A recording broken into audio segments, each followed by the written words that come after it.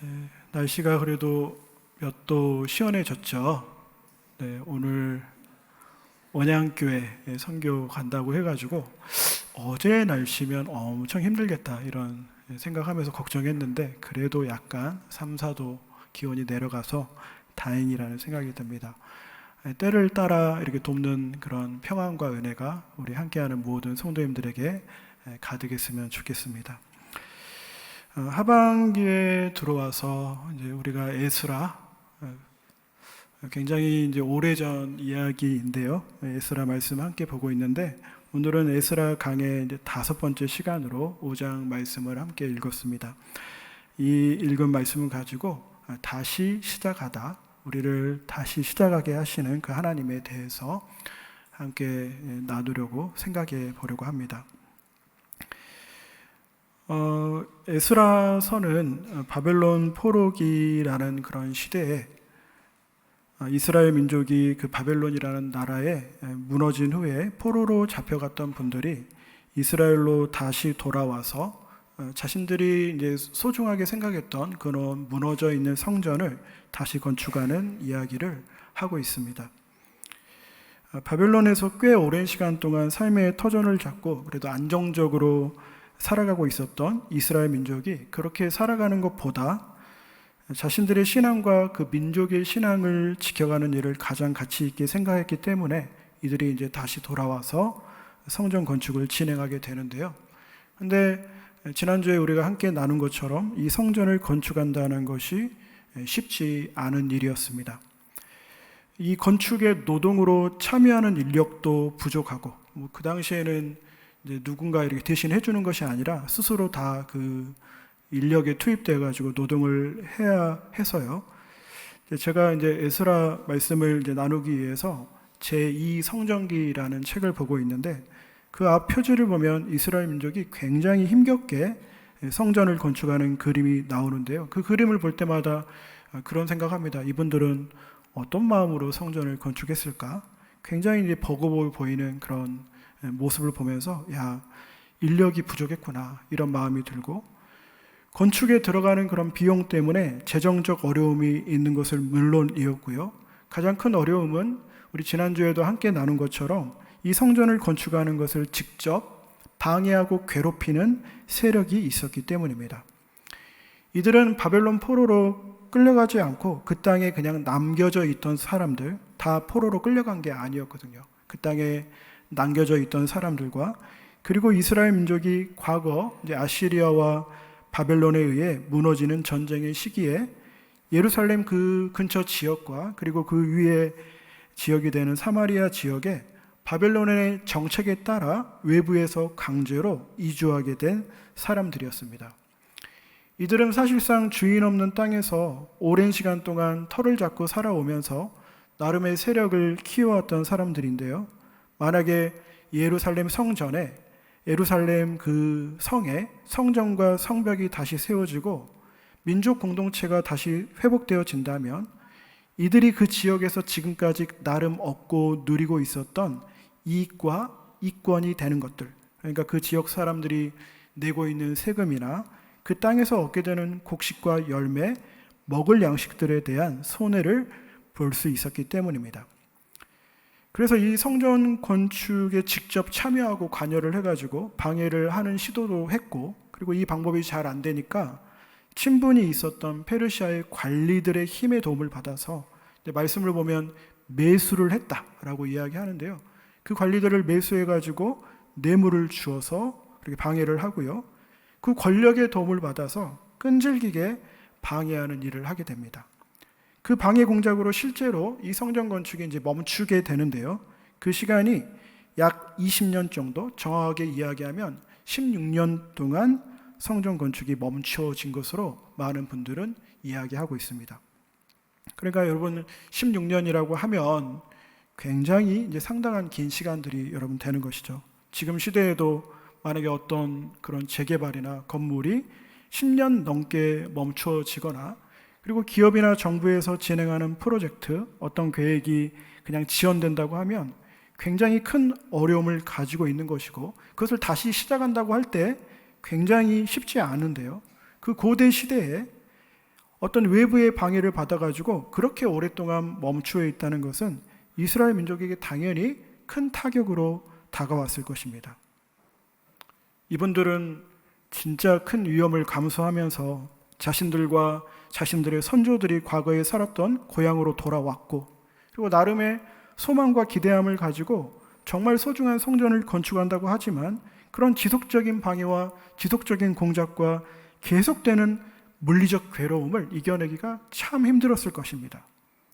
그래서 어쩌면 그 마음 가운데 그런 마음이 있었을 것 같아요. 이 성전 건축을 그냥 이대로 포기해야 되나 말아야 되나, 이런 마음이 일어났을 것입니다. 근데 오늘 말씀을 보면 1절을 보니까 그때라고 이렇게 시작되는데요, 그렇게 마음이 완전히 무너져 있을 때, 다시 힘을 내서 건축하는 것을 시작하기가 어려울 때, 그리고 마음과 내면 안에서 무엇인가를 해보려는 에너지가 하나도 전혀 나지 않을 때, 2절을 보니까 스룹바벨의 스알디엘의 아들 스룹바벨과 요사닥의 아들 예수아가, 스룹바벨은 그 당시 이 지역의 행정을 담당하는 총독 역할을 했던 사람이고요, 예수아는 이스라엘 민족의 신앙을 책임지는 대제사장의 역할을 했던 사람인데요, 이분들의 주도에 의해서 다시 시작되지 않을 것 같은 성전 건축이 진행되게 되었다라고 오늘 우리에게 이야기해 주고 있습니다. 그러니까 사실은 그냥 우리가 글로 읽어서, 말씀으로 읽어서 그렇지 절대 불가능한 것 같은 일들이 다시 일어나게 된 것이죠. 그런데 여러분, 오늘 함께 관심을 가지고 싶은 것은, 가져야 되는 것은, 이들이 다시 건축을 진행할 수 있었던 그 이유에 대해서 건축을 주도하는 그런 스룹바벨과 예수아, 대제사장 예수아의 지도력과 능력으로 그렇게 진행되는 것이 아니고, 물론 여러분 이들이 중요한 역할을 하고 실질적인 일도 했겠죠. 하지만 성경이 이들이 다시 건축을 시작할 수 있었던 이유에 대해서 오늘 말씀 1절을 보니까 학개라는 선지자, 예언자입니다. 이또의 아들 스가랴 예언자가 자신들이 섬기는 하나님의 이름으로 유다와 그 지역에 사는 사람들에게 예언을 했기 때문이다 라고 말씀은 전하고 있습니다. 예언을 했다는 것은 미래의 이야기, 앞으로 있을 일을 예언했다는 것이 아니고 마틀레 말씀원, 그러니까 미리예가 아니고요, 마틀레 말씀원에서 하나님의 말씀을 선포했다는 것을 말하는데요, 실제로 소선지자 중에 학개서와 스가랴서를 보면 그 당시 이 성전 건축을 위해서 이스라엘 민족에게 계속되는 하나님의 말씀을 전한 것으로 나와 있습니다. 그러니까 그 학개와 스가랴를 통해서 전해진 하나님의 말씀에 그들이 위로를 받아서, 격려를 받아서 다른 어떤 능력이 아니라 하나님의 말씀에 힘입어 그대로 사라질 수 있는 이 성전 건축 계획, 굉장히 어려운 상황이지만 이것을 다시 시작하게 되었다는 것을 오늘 말씀이 여러분 이야기하는 것이죠. 저는 이 내용을 보면서 전혀 불가능할 것 같은 일들이 다시 시작되게 되는 이 일을 보면서 우리를 향한 하나님의 마음을 두 가지 정도 생각해 보려고 합니다.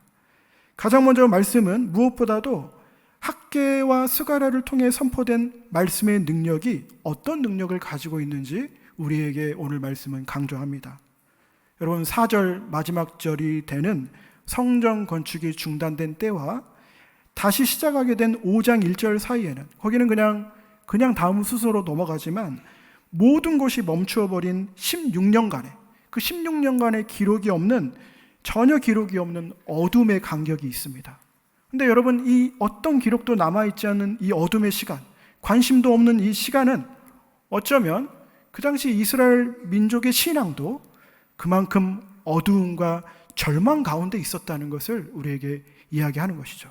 근데 여러분, 이들이, 그 어두움 가운데 있었던 이들이, 절망 가운데 있었던 이들이 다름 아닌 하나님의 말씀으로 다시 일어서게 되는 일이 일어난 것입니다. 여러분, 하나님의 말씀은 그런 능력이 있는 것입니다. 사람의 말도 여러분 그 말 자체에 여러분 힘이 있잖아요. 이것을 이제 말의 존재론적 힘이라고 이야기하는데요, 우리 인간이 하는 말은 그냥 말을 던지면 단순한 공기의 진동과 떨림이 아니라 존재론적 힘을 가지고 있어서 말을 하는 자도 그렇고 듣는 자도 그 말에 당연히 영향을 받게 됩니다. 긍정적인 말은 긍정적인 영향을 주고 부정적인 말은 부정적인 영향을 당연히 주는 것이죠. 그래서 우리가 어떤 말을 어떻게 하면서 살아가느냐는 인간의 삶에서 너무나 중요한 것입니다. 그런데 이제 사람의 말과 관련해 가지고 요즘 시대가 주는 아픔 중에 하나는 이 시대가 점점 더 저는 사실 이제 목사로서 세상이 더 좋아질 거라고 생각을 했거든요. 근데 점점 더 위로의 말, 격려의 말보다 조롱의 말, 모욕의 말, 갈등의 말이 너무나 우리 사회에 많이 있다는 것입니다. 더 비참한 것은 이제 새벽 기도의 시간에도 잠깐 제가 말씀을 나누었었는데 지금의 아이들 세대로 가면 그런 조롱의 문화가 더 많이 있다는 거예요. 제가 직접 아이들에게 확인한 것은 아니지만 한국 사회에서 말만 하면 다 알만한 부정적 이미지를 가지고 있는 한 인터넷 사이트에서 사용되는 용어를 아이들이 그냥 일상적으로 너무 많이 사용한다는 기사를 본 적이 있습니다. 그러니까 그걸 자신들의 놀이 문화로 생각하는 것이죠. 그것도 죽은 자에 대해서까지 함부로 폄하하고 조롱하고. 그러니까 함께하는 스포츠 경기를 하다가도 물론 이제 자기 흥분을 할 때도 있겠죠. 그러나 되도록이면 건강하게 경쟁을 해야 되는데 나도 모르게 상대편을 향한 조롱의 말이 나오는 것입니다. 근데 여러분, 그런 말들에 대해서 생각할 때 우리가 기억해야 되는 것은 요한계시록을 보면 다른 이들을 헐뜯고 그렇게 무너뜨리는 말은 단순히 인간에게서 나오는 말이 아니라 악한 영들의 말이라고 여러분 이야기하고 있습니다. 그러니까 사단의 중요한 특징 중에 하나가 조롱하고 모욕하고 함께하는 공동체를 갈라놓는 거예요. 그래서 사단을 디아블로스라고 합니다. 조롱하고 두 개로 갈라놓은 자, 이간질하는 자라고 이야기하는 거예요. 그렇게 공동체의 평화를 깨어버리는 것이죠. 그래서 여러분, 당연히 우리가 만약에 하나님의 사람으로 살아간다면, 하나님을 믿는 신앙 가운데 살아간다는 것은 악한 영의 말이 되는 헐뜯고 분열시키고 이간질하는 말이 아니라 조롱의 말, 모욕의 말, 갈등의 말이 아닌 격려와 위로의 말을 해야 되는 것입니다. 그런 말에 진정한 힘이 있고 함께하는 이들에게 생명을 주는 말이 될 수 있는 것이죠. 오늘 학계와 스가랴의 그 말이 그 사람의 말이잖아요. 사람을 통해서 나가는 말이잖아요. 근데 그 말이 주저앉은 이들, 절대로 시작할 수 없는 이들을 이렇게 세운 것처럼 그렇게 사람의 말이, 우리들이 하는 말이 언제나 함께하는 사람들을 다시 세워갈 수 있다는 것을 항상 우리는 여러분 기억해야 됩니다. 그렇다면 더 나아가 당연히 하나님의 말씀에는, 하나님의 말에는 인간의 말과 비교할 수 없는 힘이 있는 것이죠. 하나님의 말씀에 대해서 오늘 우리가 읽은 요한복음을 보면 태초 전에, 세상이 있기 전에 하나님과 함께 하셨던 존재라고 이야기하고 있습니다. 그러니까 그 말씀이 하나님을 통해 선포될 때 이 세상을 창조하신 능력이 거기에서 일어났다는 거예요. 혼란하고 혼돈의 세상에 질서를 부여하고 없는 것을 있게 하시고 비존재로 살아가는, 전혀 존재감이 없는 자들을 다시 존재하는 자로 살아가게 하는, 주저앉은 이들, 낙심하는 자들을 다시 이렇게 세우도록 하나님이 바로 하나님의 말씀에 있는 것입니다. 그 강력한 말씀이 이스라엘 민족에게 선포될 때 혼자 일어설 수 없었는데 그 말씀을 통해 이들이 다시 일어날 수 있었던 것이죠. 그러니까 여러분, 우리가 신앙의 길을 가면서 필요한 것은 낙심하고 실족해 있는 자들을 다시 세우는 그 능력이 있는 하나님 말씀 앞에 끊임없이 자신을 세우고 그 앞으로 나아가는 삶을 여러분 살아가야 됩니다. 하나님의 말씀을 가까이 하고 하나님의 말씀을 묵상하고 선포된 말씀 가까이에 항상 나아가는 것이 필요한 것이죠. 더 나아가 말씀 자체이신 예수 그리스도 앞에 서는 것이 중요합니다. 요한복음 1장은 그 말씀이, 태초 전에 있는 말씀이 예수님을 통해서 육신이 되었다고 하는데, 그러니까 예수 그리스도 자신이 우리를 향한 말씀 자체가 되는 것이죠. 여러분, 그분이 성령으로 우리와 함께하고 있다고 하는데 우리와 함께 하시는, 지금 마음 가운데 계시는 그 주님 앞에 나를 날마다 세워놓고 그 말씀에 힘을 주시는 그 하나님과 함께 살아가는 것이 우리의 삶에 너무나 중요한 삶이 되는 것입니다. 오늘 말씀 5절을 보면 하나님이 유다의 원로들을 돌보아 주셨으므로 아무도 그 하는 일을, 그 성전 건축을 막아낼 수 없었다라고 이야기하는데요, 그 말씀에 힘입어 살아가는 자들은, 말씀 자체이신 주님과 함께 살아가는 자들은 인생의 어떤 장애물도 그들을 전혀 막아낼 수 없는 자로 이 땅을 살아가게 되는 것입니다. 오늘 이 자리에서 함께 예배드리는 우리 모두가 들려지고 선포되는 그 하나님의 말씀 앞에 가까이 나아가, 그리고 예수 그리스도 앞에 가까이 나아가, 혹시 인생의 절망과 어두운 가운데 있을 때에도 다시 일어서는, 세움을 받는, 다시 앞으로 나아가는, 어떤 인생의 장애물과 방해물도 막아설 수 없는 복된 삶을 살아가는 우리 귀한 성도님들 되시기를 간절히 바랍니다. 말씀을 보면서 하나 더 나누고 싶은 것은, 오늘 이스라엘 민족에게 하나님의 말씀을 그렇게 선포한 학개 선지자의 메시지를 통해서 우리의 신앙을 돌아보려고 하는데요, 여러분, 오늘 말씀 내용을 보면 제가 말씀드린 것처럼 그냥 겉으로 보기에는 이 성전 건축이 방해하는 사람들 때문에 그렇게 되었구나, 이렇게 생각할 수 있습니다. 그러나 여러분, 학개 선지자가 학개서에서 이스라엘 민족에게 직접 선포한 말씀 내용을 보면 그 당시 성전 건축을 멈추게 된 또 다른 이유가 이스라엘 민족에게 있었다는 것을 알려주고 있습니다. 학개 선지자는 성전 건축이 중단된 또 다른 이유를 외부의 방해도 있었지만 이스라엘 민족의 신앙적 차원으로 접근하고 있습니다. 여러분, 그 내용이 지금 우리에게 큰 도전을 주는데요, 학개서 1장 4절을 보면 학개 선지자가 이렇게 이야기합니다. 하나님의 성전은, 하나님의 너희들의 성전은 이렇게 무너져 있는데 너희들은 너희들의 집만 짓는 데 마음을 두고 살아가는 것이 말이 되는 일이냐 라고 여러분 책망하고 있습니다. 여러분, 조금은 우리를 당황스럽게 하는 이야기입니다. 왜냐하면 인간에게 집은 안식과 거처를 위한 중요한 장소가 되어서 대부분의 사람들은 자신들이 거주할 집을 준비하고 마련하기 위해서 노력하면서 살아가기 때문이에요. 하나님의 자녀로 우리가 이 땅을 살아간다고 할 때 당연히 하나님께서도 자녀들의 거주지가 되는 성도의 거주지에 대해서 당연히 관심이 있는 것이죠. 그러면 여러분, 오늘 하나님이 학개 선지자를 통해서 이스라엘 민족에게 말씀하시는, 너희들은 너희들의 집에만 관심이 있냐 라고 하시는 이 내용은 어떤 의미를 가지고 있을까요?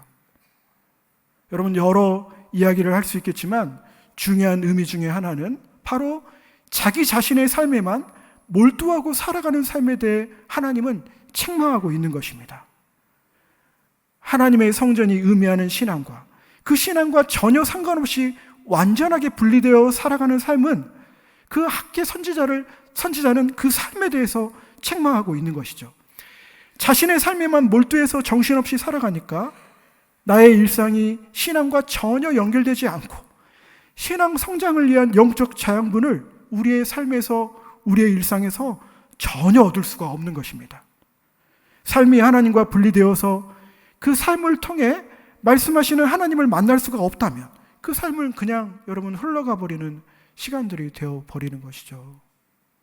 우리가 하루하루 의미 있게 살아간다고 이야기하지만 실제로 이야기한다면 하나님과 관련 없는 시간들은 그냥 없어지는 시간과 같습니다. 학개서 1장 6절에서 이렇게 말씀합니다. 너희가 씨앗을 많이 뿌려도 얼마 거두지 못했으며 먹어도 배부르지 못하고 마셔도 만족하지 못하고 입어도 따뜻하지 못하며 품꾼이 품삯을 받아도 구멍난 주머니에 돈을 넣은 것 같이 되었다. 신앙으로 연결되지 않는 삶은, 다르게 이야기하면 하나님의 마음으로 해석되고 그 안에서 의미를 찾아가지 않는 삶은 그냥 지나가는 시간, 그냥 뚫어진 주머니, 그냥 던져지는 삶과 같다라고 이야기하는 거예요. 굉장히 여러분 큰 경고가 되는 것이죠. 예레미야 선지자도 이스라엘 민족을 책망할 때 이렇게 말씀합니다. 너희가 두 가지 악을 행하였는데 먼저는 생수의 근원이 되는 하나님을 버린 것과, 그리고 스스로 물을 채우기 위해 웅덩이를 판 것인데, 그 웅덩이는 열심히 팠지만 물을 가두지보다는 터진 웅덩이가 되었다라고 말씀하고 있습니다. 하나님과 관련 없이 이루어지는 모든 것이 어쩌면 그냥 쉽게 무너지는 삶, 그냥 흘러가는 삶, 없어지는 삶과 같다라고 이야기하는 것입니다. 그래서 여러분, 필요한 것은 나의 삶을 하나님 앞에서 돌아보고 그 모든 순간을 통해서 하나님이 주시는 의미와 마음을 매 순간 찾아가는 것이 중요합니다. 목사님, 그렇게 어떻게 맨날만 살아요?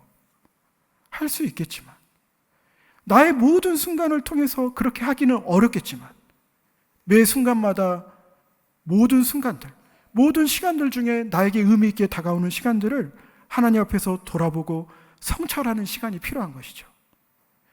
나에게 선물로 찾아온 기쁨의 시간들을 보면서 그 시간을 허락해 주신 하나님의 마음과 감사의 마음을, 감사의 의미를 찾아가고, 고통과 아픔을 마주할 때마다 그 시간 가운데 함께 하시고 그 고난의 시간을 통해서 말씀하시는 하나님을 소망하고, 더 나아가 아무 일도 일어나지 않는 평범한 일상을 살아가면서도 그 하루하루 함께 하시는 하나님의 마음, 하나님의 말씀을 날마다 듣는 것이 우리에게 필요합니다. 그렇게 하나님을 나의 삶의 동반자로 삼아서 삶의 의미를 찾고 해석할 때, 그 일상의 시간들을 통해서 우리가 이렇게 예배도 드리고 기도도 하고 말씀을 가까이 해야 되지만, 도리어 일상의 삶을 통해서 하나님과의 관계가 더 깊어지고, 신앙과 삶이 분리되어 있는 것이 아니라 연결된, 영적으로 더 풍성한, 영적으로 날마다 성장해가는 삶을 우리가 살아갈 수 있을 것입니다. 우리가 살아가는 삶이 하나님과 분리되지 않기를 원합니다. 일상에서 매일마다 말씀해 주시는 하나님을 우리가 매 순간 만나길 원하고, 하나님 안에 있는 그런 풍성함과 하나님과의 관계가 더 깊어지는 그런 복된 신앙의 여정을 걸어가는 우리 사랑하는 성도님들 되기를 간절히 바랍니다. 기도하겠습니다. 하나님 아버지, 우리의 삶에도 여러 두려움과 걱정, 실패와 방해로 멈춰버린 삶의 여러 자리들이 있습니다. 간절히 구하는 것은 학개와 스가랴를 통해서 선포된 말씀이 이스라엘 민족을 다시 일으켜 세운 것처럼 말씀으로 날마다 우리를 새롭게 하여 주시고, 그 자리에서 다시 일어설 수 있는 용기와 믿음을 허락하여 주옵소서. 태초부터 하나님과 함께 계셨고 말씀 그 자체이신 예수 그리스도를 더욱 가까이 하는 삶을 살아가길 원합니다. 그분 안에서 더 풍성한 생명을 누리게 하시고, 나의 모든 일상의 자리에서 하나님과 동행하며 하나님이 주시는 참된 의미를 발견해가는, 그렇게 신앙이 성장해가는 삶이 되게 하옵소서. 우리를 언제나 다시 세워주시고 시작하게 하시는 예수 그리스도 이름으로 기도하옵나이다. 아멘.